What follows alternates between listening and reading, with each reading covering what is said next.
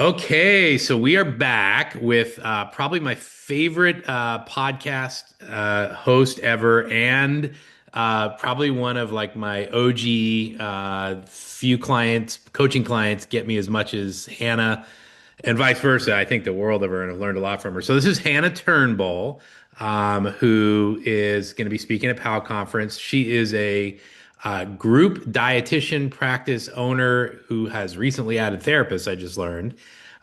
So give me a quick rundown on who you are, where you are, how you ended up doing what you do, all that kind of stuff. Yeah. Well, first of all, you're very kind with your words because you are like one of the best mentors I've ever had. And I think so highly of you. Even if we go periods of time without talking, I'm always thinking about little nuggets you've given me over the years. And I'm so excited to be part of this conference and get to speak to people and mentor them in a way, even if it's not directly one-on-one. So thank you for letting me be part. Um, so like you said, I'm Hannah. I am located in Denver, Colorado. And at the POW conference, I will be talking about taking a break from work, which is a sabbatical, whatever kind of language you want to use. Some people say early retirement, mini retirement, those kind of things, but just taking an intentional step away from work. You're talking This, about like the 2 hours this Saturday when I stopped working because I couldn't keep my eyes open. Is that kind of break? oh my goodness. No, this How is long like did you take off? Yeah. So this is coming from my own experience of taking a sabbatical, which I had been kind of planning to do at some point, and then some Mhm. things happened in my team, which you're going to have to come to the conference and hear my whole story about the sabbatical and how I got there. But there were some changes in my team, and I felt really burnt out. I was on like year 7 of group practice, and I knew something had to shift because I felt really stuck, and I didn't know what was going to shift unless I intentionally took a step to do it. And I'd been hearing just out in the world in different spaces I'm in of people taking work breaks or like mini retirements or Mhm. extended time off, fun employed. And I thought that was really interesting and also really scary because I was like, wow, I am such a hard worker. I had all these like identities about myself. And what did this mean if I took a break, if I took a pause?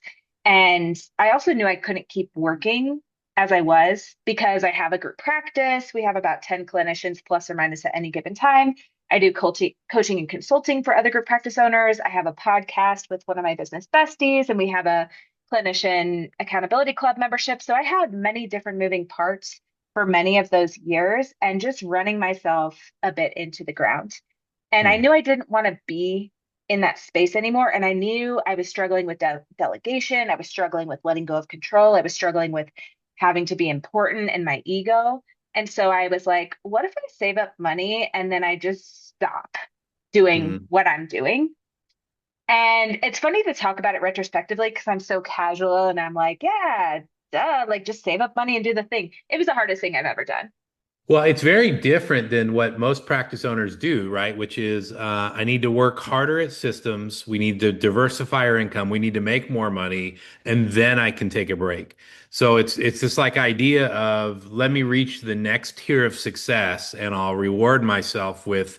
But it's it's kind of a false peak, if you will, to use the mountain climbing thing. They think they're going to get there, and then it's just more chaotic even then. The idea of saving money up that you would then spend down on instead of just making more money. Like that's not what our industry does. That's not the fantasy.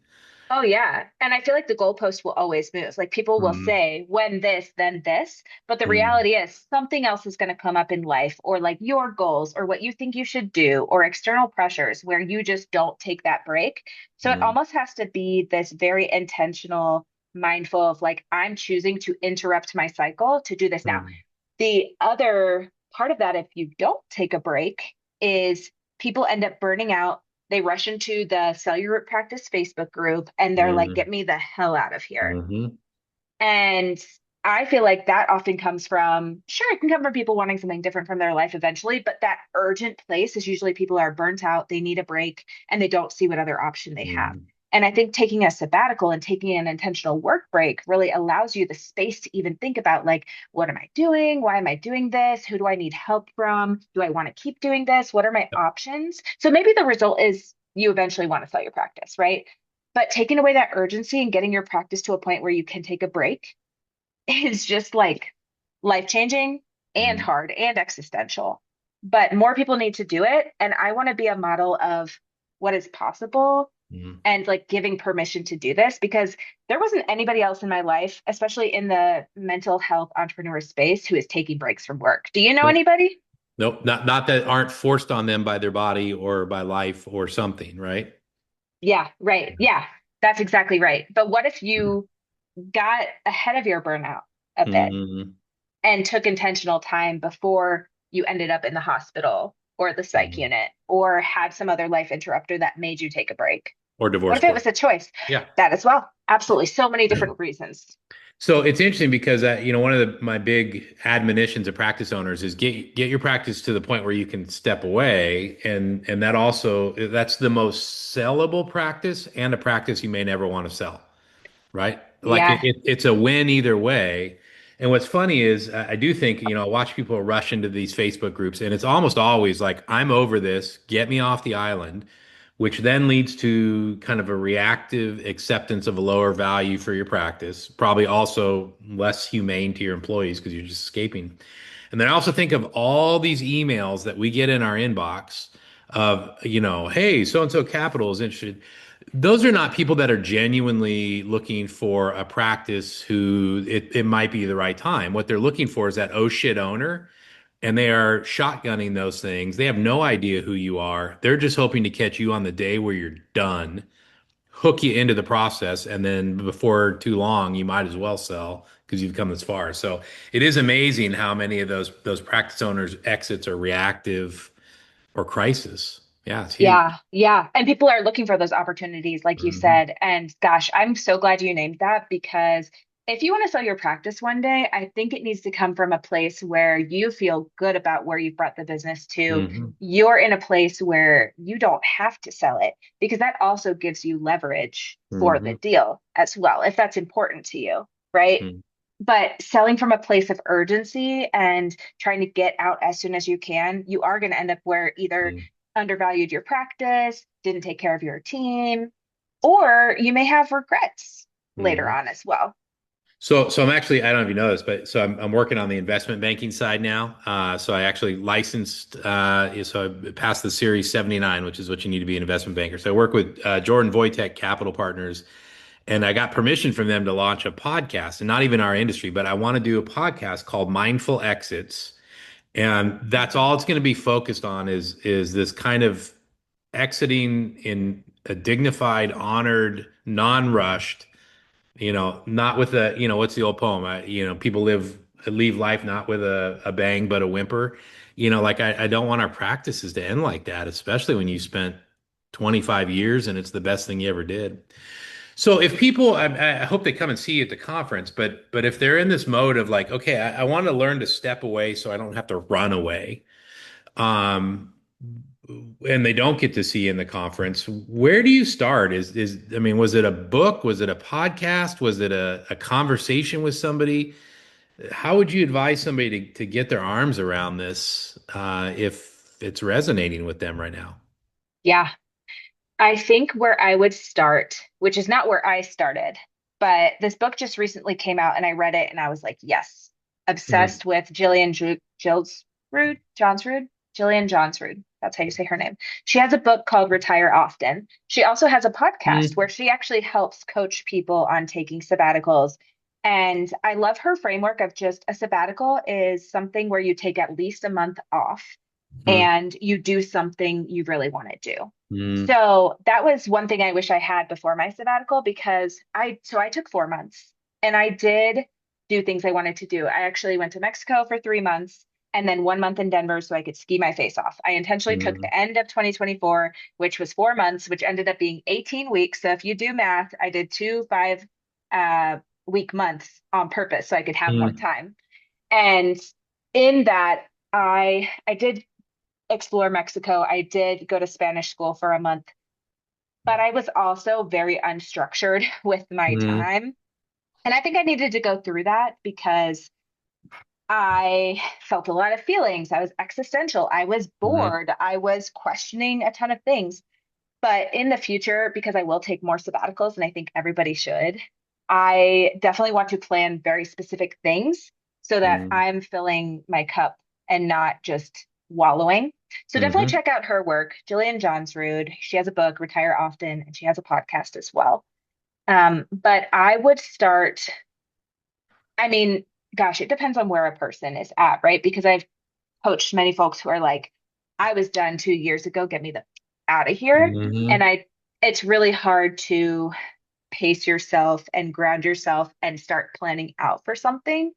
But that would be my next piece of advice is like pick a time 6 to 12 months from now, which I know sounds like a lot when you're desperate for a break, for a longer break, and then plan some things in the meantime Mm-hmm. to like keep you moving through because time passes anyway.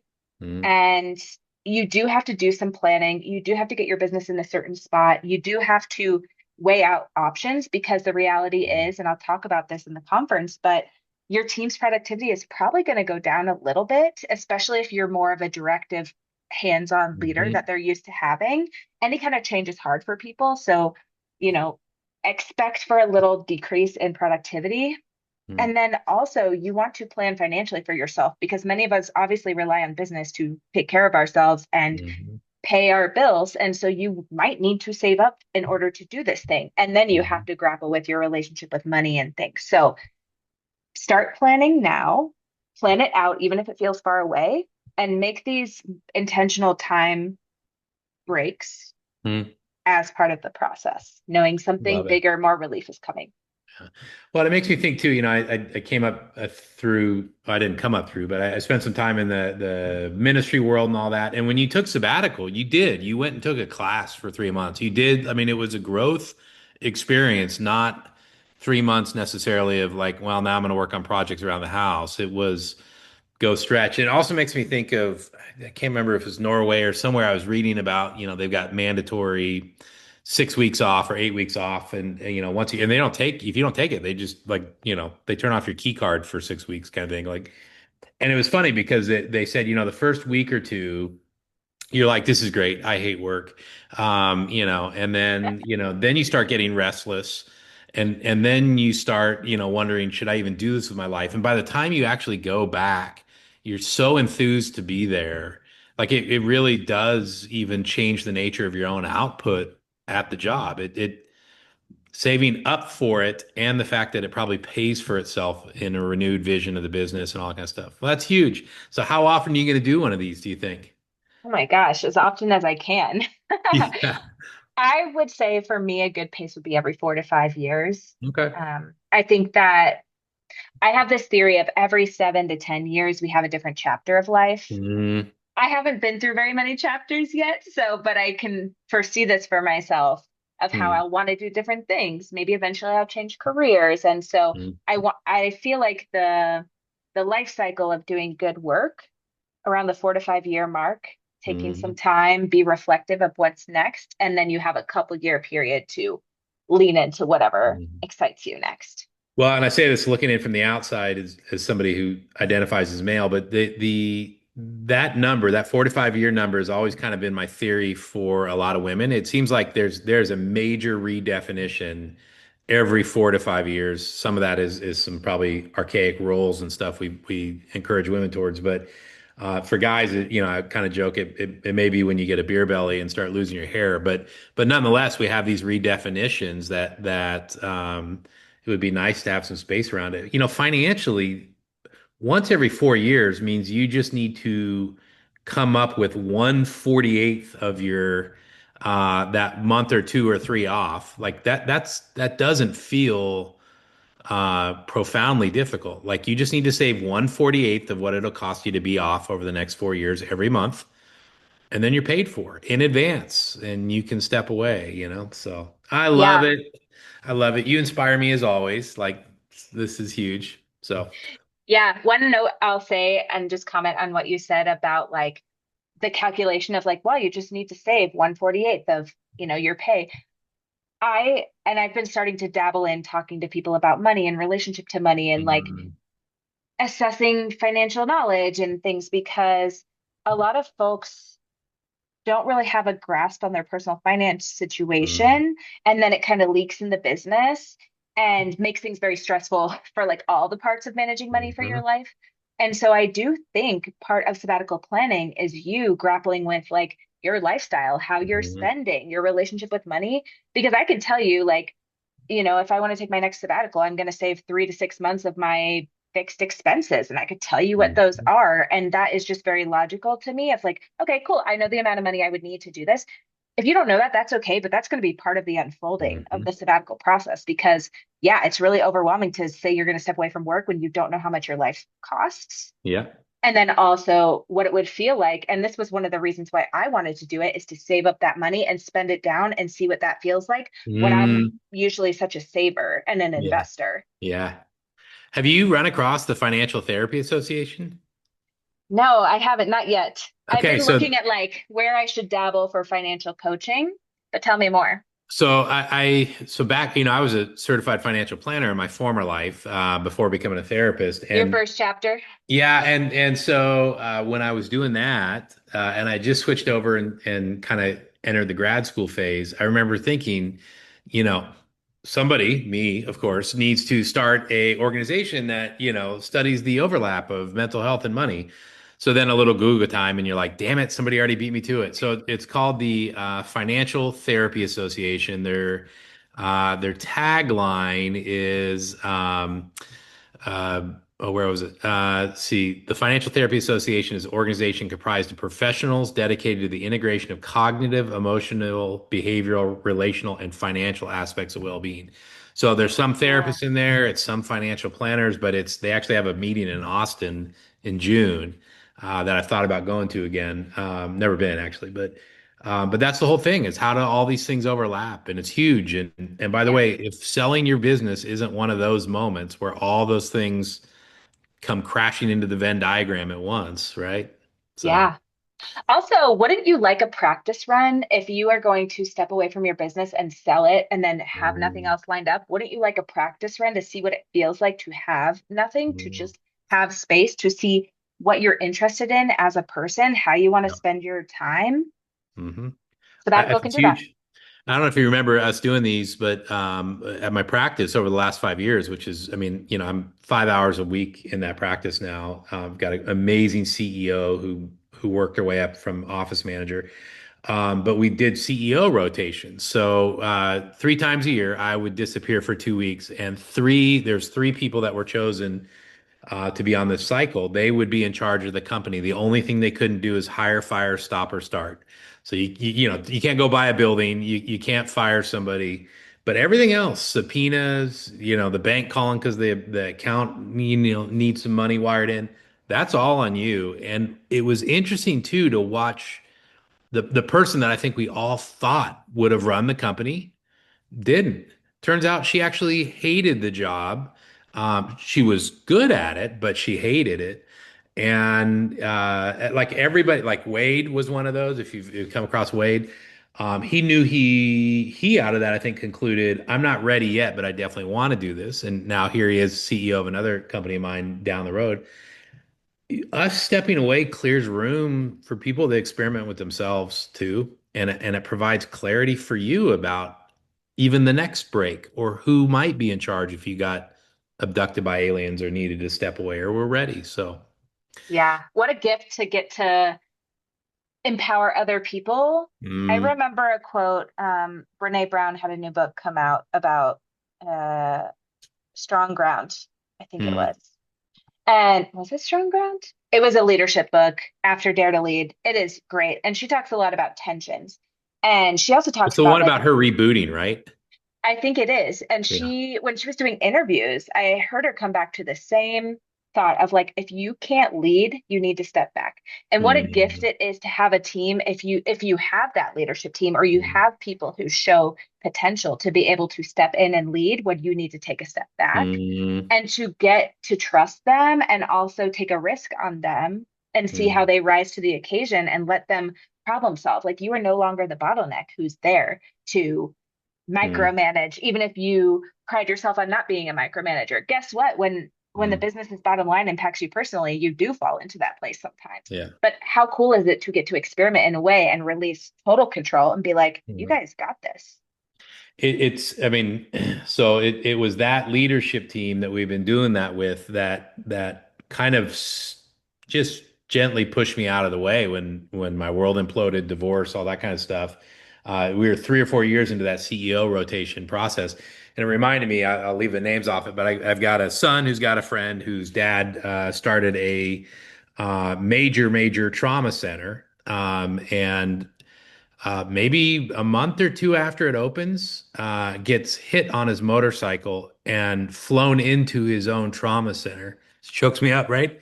That ends up saving his life, right? But it's. I think if we do this right in our practices, we build something that um, can finally save us instead of us saving it, which is, I think, the perpetual Mm, mode we're in is playing, savior to this thing. So. yeah, Well, I'm really excited to have you come speak. I have a deep admiration for your wisdom. It's so beyond your years. As long as I've known you, you've been sage to me. So excited for other people to get to share in that and hear it and experience it. And I'm excited to keep learning from you because it's at that juncture for me of okay, how do I figure out my next? I don't think I want to sell it, but I don't think I want to run it anymore. What does that look like? So I think this is very timely for the industry. So excited to see you in a couple weeks. Thanks for giving us the time. absolutely. Anytime. Okay, we'll see you soon.